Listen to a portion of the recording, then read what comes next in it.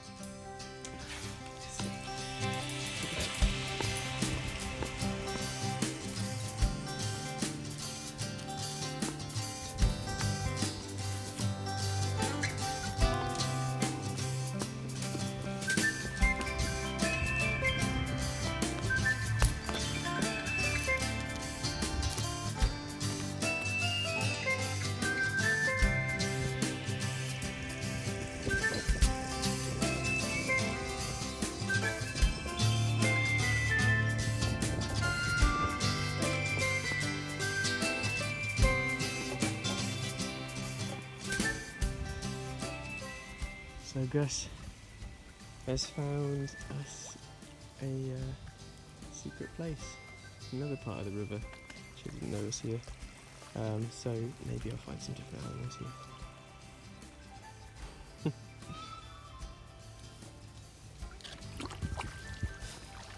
I don't know how deep that river is.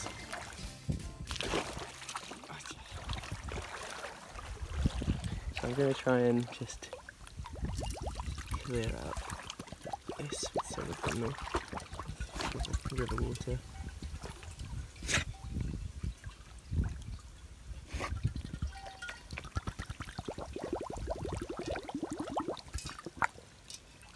I might need 2 hands for this. So I've cleared it out and I'm going to put some, what I think is called substrate or something like that.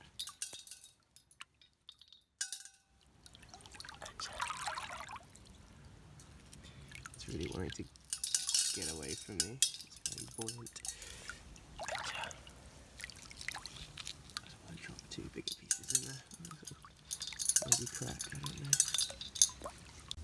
Gus has just been nuzzling around in the bag and he's pulled the ball out, which is definitely going downstream, I can tell now. Cool, so, full of stones. That's a good base, I think.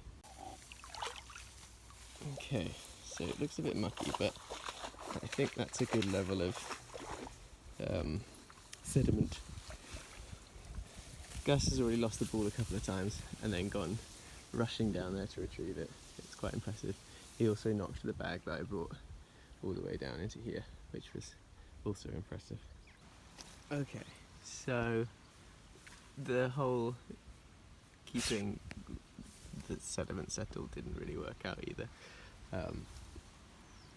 This funnel wasn't as quick to drain as I thought it would, so all the water just started pouring out the sides, and I just thought, whatever, I can be patient at home.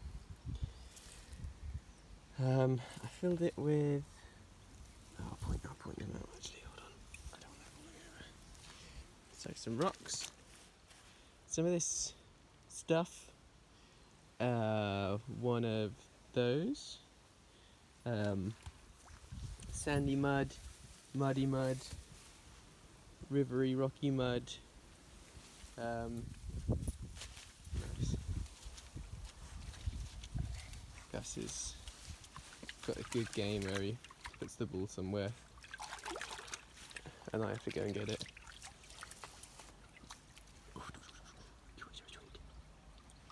Mucky pup. Right, Gus is getting a bit bored and I didn't bring a cork or something to stop it spilling on the way back, so I've shoved in a towel thing, rag. Where's the pool, Gus? Have you dropped it in the river again? Oh, there it is.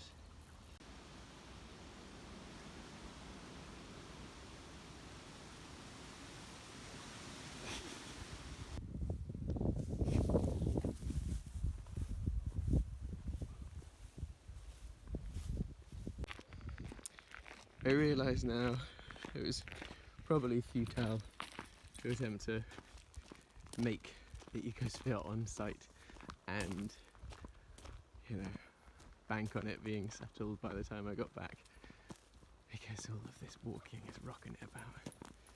Something rotten. He's wet. This is how he dries himself. You got something on your tail, Gus? Oh, you cheeky so-and-so. Get out of there. For me, it was interesting the reaction of Federer when he won that game. You know, he doesn't show much emotion. He's pretty cool.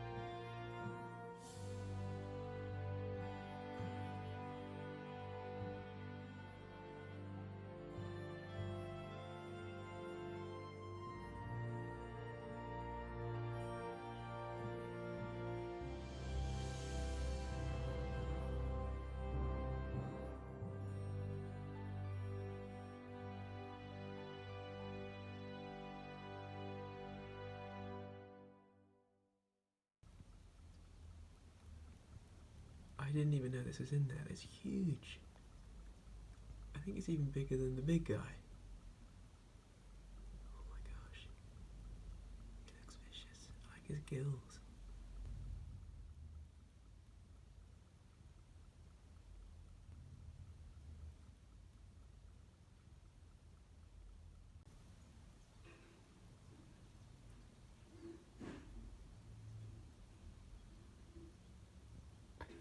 I think this guy's molting.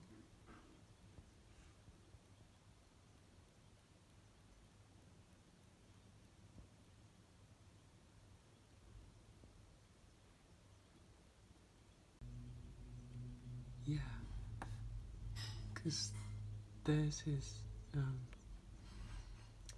shine right up. There's his skin, and then you just crawl out of it. Wow.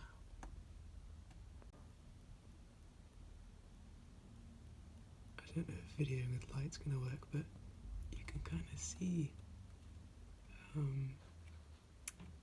he's got wings. So maybe he's going to crawl up there or something, and then open them out and fly away, I don't know. So I googled it, and I think it's going to take 30 minutes for this guy's legs to harden, and he'll stay in the shallows, which I guess this is what this is, and then I think he'll crawl up out of the water, and his wings will expand and harden, and I think his thorax as well, and I think it'll take somewhere between 1 or 3 hours, and he'll fly away. I don't know how well you can see this, but this is the molt he left behind. There's the gills there, little leg bits. This shows up particularly well. I'm just surprised I saw it. I was looking at the big guy, and then I saw in, like, around the corner, like a magnified version of his gills, and they were going, and I was like, whoa, what is that? And what do you know? It's a massive thing. Something strange is happening down there. There's also a teeny weeny little spider, like a water spider, crawling all around. I don't know if you'll be able to see that. This guy's still just hanging out, waiting for his legs to harden. So, unfortunately, the nymph, or dragonfly, or damselfly, whatever it ended up being, it drowned. It had molted underwater when it should have, in fact, molted out of water. I wish I knew that. I could have saved it. But, yeah, it swapped out its gills for wings, and then it couldn't breathe. And yeah, I don't know why. I don't know. I think maybe it had been trying to climb up the glass instead of the leaves and the stems that I had out of the water for the other things to climb out. But yeah. So I don't know. I'm a bit conflicted. It's a bit like it's a learning thing, but also I don't know. I wish that didn't have to happen. Anyway, the clips that you're seeing now are just some bugs that I found on a little walk with Gus shortly after, and I just kind of thought, you know what, if there's loads of bugs out and about in the rivers, I'm sure there's bugs everywhere. So I just looked a little bit closer, and yeah, it was like a caterpillar, the yellow and black striped cinnabar moth, I think. These weird red bugs. It was like a tunnel type spider, and then this cool little beetle with like a T for an antenna. I thought it was really cool. But yes, they're everywhere.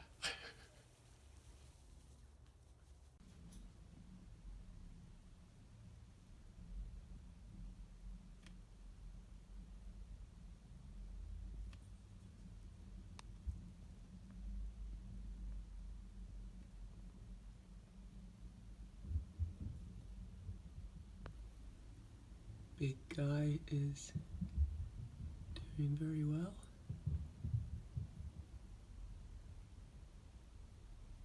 And so is the little woodlouse guy. Oh, clashing again. Oh my god, what is happening? What just happened? I don't think they get along. Maybe they're playing, I don't know. Oh, he's scrubbing himself.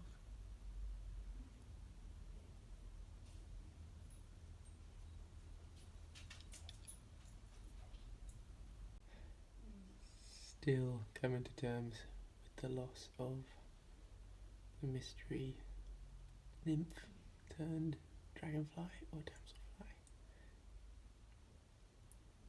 He's kind of feel like he's near where his skin went. I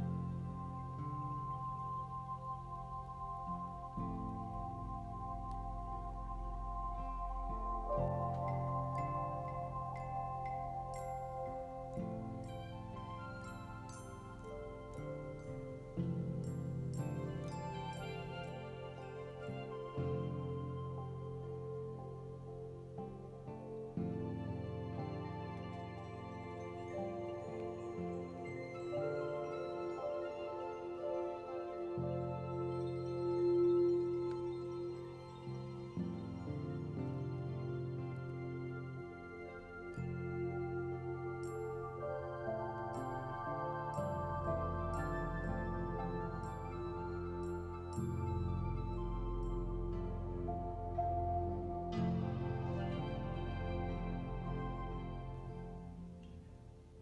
Quite a morbid sight. I don't really know why it's happened in this one, but all the nymphs that were in here died and then sort of floated around the edge. All the little wormy boogie worm things seem to be like located all around the edge as well. I don't know if it's like a water tension thing, everything seems to get trapped there, but I don't think so. Part of me is wondering whether it's the